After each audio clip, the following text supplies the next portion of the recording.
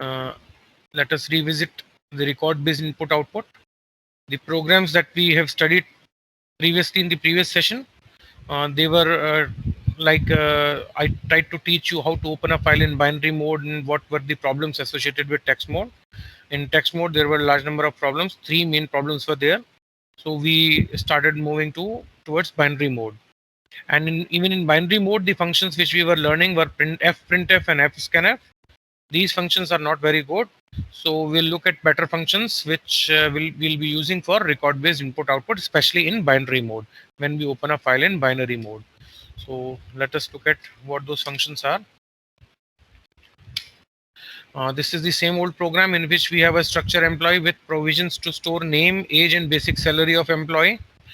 Structure लिया है, इसी का instance बनाया E. We have tried to open a file emp.dat, a data file. आप इसको txt भी नाम दे सकते हैं, that hardly makes any difference. आप emp.txt बना लीजिए. और मैंने writing करनी है किस मोड में? B stands for binary. So I wish to write my file in which mode? Binary mode. So first of all, it is our duty to check whether our file has been successfully created or not. Due to some reasons, it is quite possible that you may not be able to create a file, especially when you do not have space on the hard drive or your hard drive is write protected. So let us check whether FP is null or not. If FP has a value null, it means file cannot be opened and there is no point moving ahead and we'll exit the program. And if FP is not null, then we can perform our writing operations. So we have a loop that will continue till the value of our variable is capital Y, and at the end we'll ask the user whether you wish to add more records.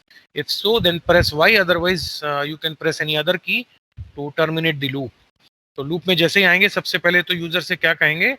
नाम, as और basic salary बताओ. तो नाम, as और basic salary जो भी user बताएगा, उसको अपनी फाइल में लिखने के लिए जो फंक्शन हम यूज करेंगे वो यहाँ येलो कलर में दिखाया है. ये एक अच्छा फंक्शन है. This function is fwrite. ये आपसे क्या चीजें मांगता है? ये आपसे 4 चीजें मांग रहा है. पहली चीज की डाटा जो रीड किया था अभी वो किस वेरिएबल में पड़ा है? वो हमारे स्ट्रक्चर के इंस्टेंस स्मॉल लेटर ई, जो कि हमने यहाँ पे ई बनाया था, उसके अंदर डाटा अवेलेबल है. तो हम उसका रेफरेंस पास करेंगे, यानी उसका एड्रेस पास करेंगे, और साथ ही साथ ये बताएंगे कि हमें कितना डाटा वहां से उठाकर लिखना है. आपके स्ट्रक्चर में कितनी बाइट्स होंगी वो हम साइज ऑफ से कंप्यूट कर लेंगे कि ई में कितना डाटा है, ई का साइज क्या है, उतनी बाइट्स हमें लिखनी है. कितने record one at a time लिखने हैं? हमें एक बार में अभी एक ही रिकॉर्ड पड़ा है तो ऑब्वियस सी बात है यहाँ 1 लिखेंगे. अगर आपके पास 2 रिकॉर्ड्स होते और आपने 2 रिकॉर्ड्स यहाँ पे लिखने होते तो आप यहाँ पे 2 लिख देते. ठीक है, आपको क्योंकि एक ही रिकॉर्ड लिखना है, एक बार में एक रिकॉर्ड पढ़ रहे हो, एक रिकॉर्ड लिख रहे हो, तो यहाँ 1 रहेगा. फिर सवाल ये आता है कि डाटा को फाइल में कहाँ पे लिखें? ठीक उस जगह पे लिख दें जहां पे हमारा फाइल पॉइंटर fp पॉइंट कर रहा है, और उसके बाद यूजर से पूछ लें कि क्या और रिकॉर्ड्स हैं. अगर हाँ, तो फिर लूप चल जाएगा, फिर से नया डाटा रीड होगा और वो राइट होगा. अब डाटा रीडिंग की अगर बात करें तो scanf की जगह पे आप नाम रीडिंग के लिए गेटस यूज कर लीजिएगा. ठीक है, और flush std जहां जहां आपको जरूरत लगे आप लगा सकते हैं. तो थोड़े बहुत माइनर चेंजेस जो इस कोड में हैं वो जब प्रैक्टिकली इसको करके देखेंगे, जैसी ज़रूरत आएगी उस हिसाब से हम उसको मॉडिफाई कर सकते हैं. तो ये तो एक सैम्पल डमी प्रोग्राम है जो बता रहा है कि fwrite कैसे लिखा जाता है. इम्पॉर्टेंट चीज़ तो ये येलो वाली ही है जिसमें हमारा फंक्शन fwrite हम यूज़ कर रहे हैं. इसमें 4 बातें फिर से रिपीट कर रहा हूँ हमने यूज़ की हैं. पहली कि डाटा किसके पास है, उसमें क्या साइज है उस डाटा का जो फाइल में लिखना है, कितने रिकॉर्ड्स एक बार में लिखने हैं, और फाइल में किस जगह पे जाके लिखने का काम करना है. ये 4 बातें fwrite को बताई जाती हैं. तो इससे आप मल्टीपल रिकॉर्ड्स एक फाइल में लिख सकते हैं. अब इस प्रोग्राम को रन करने के बाद हम उम्मीद करते हैं कि हमारी फाइल तैयार हो जाएगी emp.dat. तो अगला प्रोग्राम हम जो देखेंगे वो क्या है, अभी आने वाला है, वो अगली स्लाइड पे आ जाएगा. हम वो डाटा को वापस रीड बैक करके स्क्रीन पे कैसे लाएं ये भी आपको सिखाएंगे. उससे पहले जरा यहाँ देख लेते हैं स्लाइड में क्या लिखा है. ये fwrite की बात कर रहा है. कहता है fwrite का जो पहला आर्ग्यूमेंट है वो एड्रेस ऑफ द स्ट्रक्चर है जिसको कि हमें डिस्क पे लिखना है. सेकंड आर्ग्यूमेंट साइज ऑफ से हम साइज निकाल रहे हैं अपने स्ट्रक्चर का, जितनी बाइट्स हम लिखना चाहते हैं. थर्ड आर्ग्यूमेंट हमारा 1 क्यों है? क्योंकि हम एक बार में एक ही रिकॉर्ड लिखना चाह रहे हैं, इसलिए वो 1 है. और लास्ट आर्ग्यूमेंट जो है वो फाइल पॉइंटर है, जिस जगह पे हमें फाइल में चीज़ों को लिखना है. इस प्रोग्राम की मैं बात कर रहा था। ये प्रोग्राम क्या कहता है कि एक emp.dat जो पिछले प्रोग्राम से हमने राइट करके बनाई है, अब उसको बाइनरी मोड में रीडिंग के लिए खोल लेते हैं। देखो यहाँ पे रीडिंग भी बाइनरी में ही करनी होगी आपको। अगर आप रीडिंग टेक्स्ट मोड में करोगे तो प्रॉब्लम क्या आएगी, हमेशा याद रखना है, आपकी फाइल में अगर कहीं पे भी कोई डिजिट 2 और 6 यानी 26 लिखी होगी तो आपकी फाइल में 26 मिलते ही वो प्रीमेच्योरली टर्मिनेट हो जाएगी, वो पूरी फाइल रीड नहीं होने वाली है, क्योंकि and of file marker text mode में लगाया जाता है, बाइनरी मोड में ईओएफ नहीं होता है। तो जब राइटिंग बाइनरी मोड में की है तो रीडिंग भी बाइनरी मोड में ही करिएगा। चेक करिए कि फाइल खुली है या नहीं, नहीं खुली तो एग्जिट कर जाइए। और अगर फाइल खुल गई है तो जब तक आपकी फाइल से डाटा मिल रहा है तो आपको क्या करना है, आपको डाटा उठा के किस में लेके आना है भाई। आपको मालूम है कि आपकी फाइल में रिकॉर्ड्स हैं, तो रिकॉर्ड वापस आएंगे तो एक स्ट्रक्चर में ही तो रिसीव किए जाएंगे। तो मैंने एक यहाँ पे ऑब्जेक्ट बनाया ई, टेम्पररी ऑब्जेक्ट ई बना लिया है, उसमें मैं डाटा मंगाऊंगा। कितना डाटा, जितना की साइज ऑफ ई है उतना डाटा लेके आओ। एक बार में कितने रिकॉर्ड लाओ, 1। और एफपी किस जगह से डाटा को उठा के लाना है। यहाँ 1 का मतलब है कि जब तक आपका रीडिंग चलेगी, जब तक रिकॉर्ड मिलते रहेंगे, लास्ट में जाके आपके रिकॉर्ड मिलने बंद होंगे तो ये 1 नहीं रहेगा। जब तक एक एक रिकॉर्ड आपको मिलता जा रहा है तब तक आपको क्या करना है, डाटा को लाना है। जो डाटा ई में आया है उसे आप प्रिंटफ या पुटेस, स्ट्रिंग्स के लिए पुटेस भी लगा सकते हैं, आप उसे यूजर को स्क्रीन पे दिखाएंगे। तो एफ रीड और एफ राइट 2 फंक्शंस हैं जो हमने यहाँ पे अभी अभी देखे हैं, इनको प्रैक्टिकली करके देखेंगे और फिर वहाँ पे क्वेश्चंस भी लेंगे। Let us look at what this fread is all about. Fread function causes the data read from the disk to be placed in the structure variable e. The format of fread is same as that of fwrite. The function fread returns the number of records read. Ordinarily, this should correspond to the third argument, the number of records we asked for. आपने वहां पे अंदर देखा हो तो fread में आपने क्या लिखा था, एक रिकॉर्ड पढ़ो, तो वो एक ही रिकॉर्ड के बराबर आएगा ना। ये दोनों चीजें आपस में मैच होनी चाहिए। एक रिकॉर्ड पढ़ रहे हो तो एक रिकॉर्ड के बराबर आएगा। लास्ट में क्या होगा, आपने कहा एक रिकॉर्ड पढ़ो, मगर जब कोई रिकॉर्ड बचेगा ही नहीं तो फिर ये 1 के बराबर नहीं आएगा ना, फिर तो 0 आ जाएगा, क्योंकि 0 बाइट्स रेड होगा, क्योंकि रिकॉर्ड खत्म हो गए, तो फिर रीडिंग बंद हो जाएगी। तो क्या कह रहा है, if we reach the end of file, since fread cannot read anything, it returns a 0। By testing for this situation we know when to stop reading. तो जब तक रिकॉर्ड मिल रहे हैं, एक एक रिकॉर्ड आप पढ़ रहे हो, 1 1 1 के बराबर मिलता जा रहा है, पढ़ते जाओगे। जब रिकॉर्ड्स खत्म होंगे तो 0 लौटा दिया जाएगा, और जब 0 लौटेगा तो ये वाली कंडीशन फॉल्स हो जाएगी, मतलब रीडिंग बंद हो जाएगी और डिस्प्ले भी बंद हो जाएगा। उसके बाद फाइल को आप क्लोज कर सकते हैं, ऐसा इस प्रोग्राम में बताया है। अच्छा, अभी जो ये फाइल रीडिंग राइटिंग के प्रोग्राम्स हम देख रहे हैं, सवाल ये उठता है कि ये प्रोग्राम्स रियल लाइफ में कैसे काम में आते होंगे, या वहाँ पे किस तरीके की चीज़ों की ज़रूरत पड़ती होगी। तो अक्सर क्या होगा, आपको एक सॉफ्टवेयर अगर जब भी आप बनाएंगे, तो मान लीजिए स्टूडेंट मैनेजमेंट सिस्टम आप सॉफ्टवेयर बनाते हैं, तो आप स्टूडेंट्स के रिकॉर्ड उसके अंदर एक फाइल के अंदर लिखेंगे। हो सकता है 60 रिकॉर्ड्स हो सकता है 1000 रिकॉर्ड्स हो। अब सवाल ये होता है कि 1000 रिकॉर्ड्स आपने लिख तो दिए, मगर किस लिए लिखे थे, कि कल को जब उस डाटा की जरूरत पड़े तो वो वापस हमें मिल जाए, हम उससे कुछ पढ़ सकें, कुछ ढूंढ सकें, है ना। इसीलिए तो डाटा को सेव करके रखते हैं। अब सवाल आता है कि जब हमें डाटा को सेव कर दिया, उसमें से कुछ काम की इंफॉर्मेशन को ढूंढ के निकालना है। तो काम की इंफॉर्मेशन ढूंढ के निकालना मतलब searching in a file, and searching in a file means you need to move from one position to another position in a file. Movement होगा आपका। इस मूवमेंट के लिए आपको कुछ फंक्शंस की जरूरत पड़ेगी, जिसमें से एक फंक्शन है fseek और एक होता है ftell। fseek यहाँ स्क्रीन पे येलो कलर में आपके सामने लिखा हुआ है। एक fseek होता है और एक ftell होता है। सीक और टेल में फर्क सिर्फ इतना है, सीक आपके पॉइंटर को, फाइल पॉइंटर को आगे पीछे ले जा सकता है, और टेल का काम होता है कि फाइल पॉइंटर किसी भी वक्त कहाँ खड़ा हुआ है उस जगह का एड्रेस बताएगा आपको। फाइल पॉइंटर का काम होता है कि वो कहाँ खड़ा है, वो एड्रेस आपको बताएगा कि मैं जी इस जगह पे लोकेटेड हूँ। तो यहाँ fseek जो लिखा है उसका काम देखिए कि क्या है। उसमें हमने लिखा फाइल पॉइंटर fp, बगल में हमने 7 लिखा है और एक चीज लिखी हुई है seek set। ये तीन चीजें क्या है मैं आपको बता देता हूँ। पहली चीज तो फाइल पॉइंटर है, नाम से क्लियर हो रहा है, fp हमारा फाइल पॉइंटर है। 7 का मतलब होता है कि अपनी फाइल की शुरुआत से 7 बाइट्स आगे चले जाओ। मैंने शुरुआत से क्यों बोला, क्योंकि लास्ट चीज जो लिखी है वो है सीक सेट। सीक सेट के अलावा कुल मिला के आपकी फाइल में 3 ही पोजीशंस होती हैं। सीक सेट का मतलब होता है बिगनिंग, सीक कर का मतलब होता है करंट पोजीशन, और सीक एंड होता है एंड ऑफ फाइल। आपकी फाइल में 3 ही पोजीशंस होती हैं।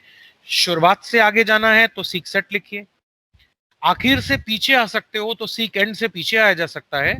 सीक कर यानी जहां भी फाइल में इस समय खड़े हो, करंट पोजीशन, उसकी बात की जा रही होती है। तो करंट पोजीशन से आप आगे भी जा सकते हो, पीछे भी आ सकते हो, कंडीशंस अप्लाई। कंडीशंस अप्लाई मतलब आप पीछे कितना आ सकते हो करंट पोजीशन से, सीक सेट तक आ सकते हो। उससे पीछे जाओगे तो फिर कंपाइलर डिपेंडेंट अजीब से आपको डाटा रिट्रीव होगा, एरर्स मिलेंगे। मतलब फाइल का साइज मान लो 100 बाइट का है, तो स्टार्टिंग 0 है और एंडिंग 99 है, और आप खड़े हो 45 लोकेशन पे, तो आप 45 लोकेशन से पीछे कहां तक आ सकते हो, 0 तक, और आगे कहां तक जा सकते हो, 99 तक। तो आपके 3 फाइल मार्कर पोजीशंस हो जाती हैं, सीक सेट यानी बिगनिंग, सीक एंड यानी अंत, और सीक कर यानी करंट पोजीशन। तो जो पिछला कोड था इसमें क्या लिखा है, सीक सेट। सीक सेट का क्या मतलब होता है, बिगनिंग ऑफ द फाइल। तो फाइल पॉइंटर को क्या बोला कि बिगनिंग वाली पोजीशन से 7 बाइट्स आगे की तरफ जाओ। मतलब लेफ्ट मोस्ट साइज पे अगर 0 हो तो राइट साइड की तरफ आपका हेड मूव करेगा फाइल का पॉइंटर, राइट साइड में 7 बाइट आगे चला जाएगा, 7 बाइट्स। ठीक है। तो एफ सीक कैसे यूज होता है अभी आपको एक प्रोग्राम में भी दिखाएंगे। बाकी एफ सीक के बारे में इतना जानना जरूरी है कि ये एक रेडीमेड फंक्शन है और इसका काम होता है फाइल पॉइंटर को एक जगह से दूसरी जगह पे मूव कराना। ठीक है। मूव कराने के लिए आप नंबर ऑफ बाइट्स, कितनी बाइट आगे पीछे जाना चाहते हो, ये आप सेंटर आर्ग्यूमेंट के रूप में बताते हो। सबसे पहले फाइल पॉइंटर होता है, फिर बाइट पोजीशंस होती हैं, और आपको फाइल में आगे शुरुआत से जाना है, या पीछे लास्ट पोजीशन से आना है, या आगे पीछे करंट पोजीशन से जाना है, वो आप सीक सेट, सीक कर या सीक एंड लिख के बताते हो।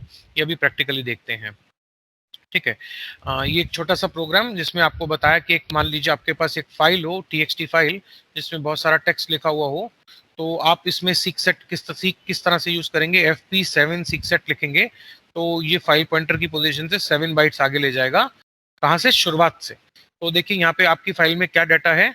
मान लीजिए मैंने शुरू में लिखा था this is a C tutorial, तो मेरी एफ पुटेस में मैंने फाइल के अंदर क्या लिख दिया, this is a C tutorial. तो सी ट्यूटोरियल में देखो यहाँ से 7 पोजीशन आगे जाने को बोल रहा हूं मैं।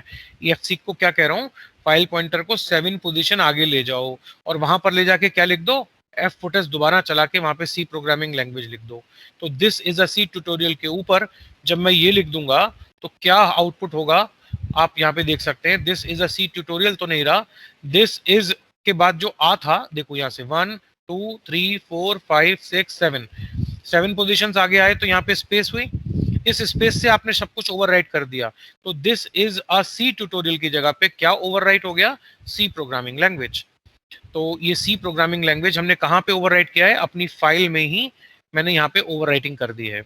डब्ल्यू प्लस मोड क्या कहता है, डब्ल्यू मोड होता है, डब्ल्यू प्लस मोड होता है, मतलब इसमें राइटिंग और रीडिंग दोनों की जा सकती है। ये सिर्फ राइटिंग के लिए नहीं है, ये राइटिंग के साथ साथ रीडिंग भी करता है।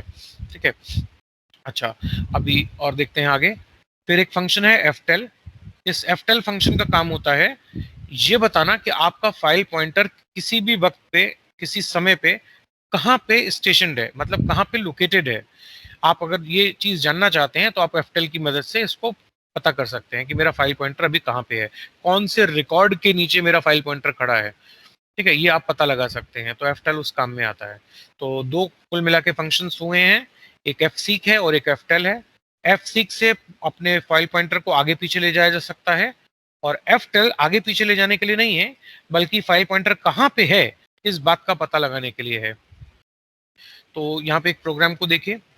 यहाँ पे वो फाइल टीएक्सटी को हम रीड मोड में ओपन कर रहे हैं। अगर फाइल नहीं खुलेगी तो हम एग्जिट भी कर सकते हैं, रिटर्न विद माइनस वैल्यू भी कर सकते हैं, आप जैसा चाहे कर सकते हैं। कुल मिला के आपको अगर फाइल ना खुले तो क्या करना है ये सोचना है। अब देखो यहाँ पे क्या किया, मैंने फाइल पॉइंटर बोला, 0 बाइट्स बोला, मगर पोजीशन क्या बताई, सीकेंड। सीकेंड कौन सी पोजीशन होती है, फाइल की आखिरी पोजीशन। तो मेरा पॉइंटर लास्ट में मैंने पहुंचा दिया, एफ सीक को क्या बोला, मेरे फाइल पॉइंटर को फाइल के आखिर में पहुंचा दो, जहां पे एंड ऑफ फाइल लिखा है वहां पहुंचा दो। तो जब ये वहां पे पहुंच जाएगा और मैं एफटेल से पूछूंगा भाई कहाँ पहुंचे हो बताओ, तो ये एक वैल्यू लौटाएगा। वो वैल्यू मैंने एलियन के अंदर रिसीव कर ली और मैं इस एलियन को प्रिंट करूं, तो आपको नहीं लगता कि वो फाइल का साइज होगा। मान लो आपकी फाइल 100 KB की है, तो 100 KB वाली फाइल में जब आप अपने फाइल पॉइंटर को धक्का मार के आगे भेजोगे, लास्ट पोजीशन पे भेज दोगे, 0 बाइट्स फ्रॉम दी एंड, यानी कि एंड पे ही पहुंच जाओ, और वहां पे जाके आप एफटेल कॉल करोगे तो आपको वो क्या बता रहा है, 100 लौटा रहा है, मतलब 100 किलोबाइट्स डाटा आपकी फाइल में है। तो आपकी फाइल का साइज आपको इस तरीके से आप पता कर सकते हैं। एक काम बताया कि एफसी कैपिटल साथ साथ कैसे यूज हो सकते हैं। तो ये तो एक काम है। मान लीजिए मैं आपको एक काम और बोलूं, मैं कहूं कि इमेजिन करो कि आपकी एक स्टूडेंट वाली फाइल एग्जिस्ट करती है जिसके अंदर 100 रिकॉर्ड्स लिखे हुए हैं। ठीक है, ये बात मैं जानता हूं कि उसमें 100 रिकॉर्ड्स हैं, आप ये बात नहीं जानते हैं। तो आप कैसे पता लगाएंगे कि उसमें 100 रिकॉर्ड्स हैं कि 10 रिकॉर्ड हैं कि 1000 रिकॉर्ड हैं? बड़ा आसान सा काम है। आप एफसीक को कॉल करिए, अपने फाइल पॉइंटर को एकदम लास्ट में भेज दीजिए। लास्ट में जितना भी डाटा साइज आ रहा है उसको आप पता कर लेंगे, आपको पता चल जाएगा कितना डाटा साइज है। अगर मैं इस एलईएन को साइज ऑफ रिकॉर्ड से डिवाइड कर दूं, भाई एक रिकॉर्ड 10 बाइट का है, एलईएन में 100 आया है, तो 100 को मैं 10 से डिवाइड करूंगा तो मुझे नंबर ऑफ रिकॉर्ड्स पता चल जाएंगे। होप आपको बात समझ में आई होगी। मैं फाइल पॉइंटर को लास्ट में भेज दूं अपनी फाइल में और एफटेल को बोलूं बताओ जी कितना डाटा है, फाइल में आप कहां खड़े हो, फाइल का अंत कहां पे है, और आपको एलईएन में जवाब मिले 100। ठीक है, मेरे को टोटल फाइल साइज पता चल गया है 100 बाइट्स का है, और मैं साइज ऑफ से ये पता कर सकता हूँ कि मेरे एक रिकॉर्ड का साइज कितना है। और मान लो मुझे पता चले जी एक रिकॉर्ड 10 बाइट का है, पूरी फाइल 100 बाइट की है, एक रिकॉर्ड 10 बाइट का है, तो फाइल में कितने रिकॉर्ड्स हैं? 100/10, यानी कि 10 रिकॉर्ड्स हैं। तो मैं नंबर ऑफ रिकॉर्ड्स पता कर सकता हूँ। फिर मैं अपने यूजर से पूछ सकता हूँ कौन से नंबर का रिकॉर्ड आप देखना चाहते हो, आपको 5वां रिकॉर्ड दिखाऊं, आपको 7th रिकॉर्ड दिखाऊं, आपको 2nd रिकॉर्ड दिखाऊं, आप मुझे बताएं। तो यूजर जितना भी रिकॉर्ड आपको नंबर बोलेगा वो रिकॉर्ड कैसे दिखाएंगे का प्रोग्राम अभी आने वाला है आपकी पीपीटी में। तो यहाँ पे हम उसको भी आपको दिखाएंगे। तो चलते हैं, देखिए वही प्रोग्राम है। ये प्रोग्राम क्या कहता है कि आपकी एक फाइल है जिसमें रिकॉर्ड्स लिखे जाएंगे और जो nth रिकॉर्ड होगा हम उसको पढ़ के दिखाएंगे। मान लो हम एक फाइल लिखेंगे जिसमें बहुत सारे रिकॉर्ड लिख देंगे और गिनेंगे नहीं कितने हैं। बाद में प्रोग्राम हमें गिन के बताएगा कि सर आपकी फाइल में इतने रिकॉर्ड्स हैं। हम अपने यूजर से पूछेंगे n की एक वैल्यू डालो, जितनी वैल्यू तुम डालोगे उस नंबर वाला रिकॉर्ड हम आपको रीड करके बता देंगे। तो ऐसा प्रोग्राम कैसे बनेगा ये आपको मैं बताता हूं। तो यहाँ पे आप देख लीजिए क्या कैसे वो काम होगा। एक फाइल पॉइंटर लिया, एक वेरिएबल ले लिया y, और एक स्ट्रक्चर ले लिया जिसके अंदर ये वही पुराना स्ट्रक्चर है, कुछ नई चीज अभी नहीं आई है इसमें। फाइल को राइटिंग मोड में मैंने ओपन किया है और जब तक मैं चाहूँ जब तक y दबाता रहूंगा। देखो गेटस किया है मैंने, यहाँ पे स्कैनफ नहीं लगाया है, बाकी चीजें स्कैन की हैं, फ्लश को अप्रोप्रिएटली यूज किया गया है। एफ राइट से मैं एक एक करके रिकॉर्ड्स को लिखता रहूंगा, जितने चाहो उतने रिकॉर्ड लिख लेना। जब रिकॉर्ड लिख लिख के मन भर जाए तो वाई मत दबाना, वाई के अलावा कोई भी की दबा देना, रिकॉर्ड रीडिंग बंद हो जाएगी और फाइल क्लोज हो जाएगी। तो मैंने अपनी फाइल को सक्सेसफुली लिख लिया, जितने चाहता था उतने रिकॉर्ड एफ राइट से मैंने लिख दिए। और ये सब कुछ बाइनरी मोड में मैं कर रहा हूँ। बाइनरी मोड में क्यों कर रहा हूँ, ये देखिए WB लिखा हुआ है यहाँ पे। ठीक है, अब उसके बाद मुझे क्या करना है, मैं अपनी फाइल को दोबारा ओपन करूंगा रीडिंग के लिए। और रीडिंग भी किस मोड में कर रहा हूं, बाइनरी मोड में। ठीक है, अभी सबसे पहला काम है मुझे ये पता करना कि भाई कितने रिकॉर्ड हैं इस फाइल में। तो मैंने एफसीक लगाया, एफसीक को क्या बोला, मेरे फाइल पॉइंटर को एकदम लास्ट में पहुंचा दो, सीक एंड यानी लास्ट, लास्ट में 0 लिखा है ना, तो बिल्कुल आखिर में पहुंचा दो। और एफटेल को क्या बोला, बताओ जी फाइल पॉइंटर कहां पहुंचा। हो सकता है आपको जवाब मिले जी 100 पोजीशन है, फाइल पॉइंटर की पोजीशन 100 है। तो मैं साइज ऑफ ई से जब उसे डिवाइड करूंगा तो मुझे नंबर ऑफ रिकॉर्ड्स मिल जाएंगे, एनओआर मिल जाएगा। अब मैं अपने यूजर को बोलूंगा कि भाई आपकी फाइल में इतने एनओआर नंबर ऑफ रिकॉर्ड्स हैं। आपकी फाइल में 10 रिकॉर्ड है या 20 रिकॉर्ड है, जितना भी एनओआर आएगा मैं बता रहा हूं कि मेरी फाइल में इतने रिकॉर्ड्स हैं। फिर मैं यूजर को बोल रहा हूं कि भाई बताओ कौन सा रिकॉर्ड देखना चाहते हो। यूजर कहता है जी मैं एन रिकॉर्ड देखना चाहता हूं। मान लो यूजर कहता है मुझे 5वां रिकॉर्ड देखना है, तो दिमाग लगा के जरा सोचो, 5वां रिकॉर्ड देखना होगा तो शुरुआत से कितने रिकॉर्ड आगे आना होगा, 4 रिकॉर्ड। क्योंकि 4 रिकॉर्ड आने के बाद 5वां शुरू हो जाएगा ना। अगर आपको 5वां रिकॉर्ड देखना है तो शुरुआत से 4 रिकॉर्ड आगे आइए। आपको 8वां रिकॉर्ड देखना है तो 7 रिकॉर्ड्स आगे आइए। मतलब आपको nth रिकॉर्ड देखना है तो n-1 रिकॉर्ड्स आगे आना होगा। कहां से आना होगा, शुरुआत से। शुरुआती पोजीशन को क्या कहते हैं, सीक सेट। ठीक है, आगे पीछे आने के लिए फंक्शन क्या होता है, एफ सीक।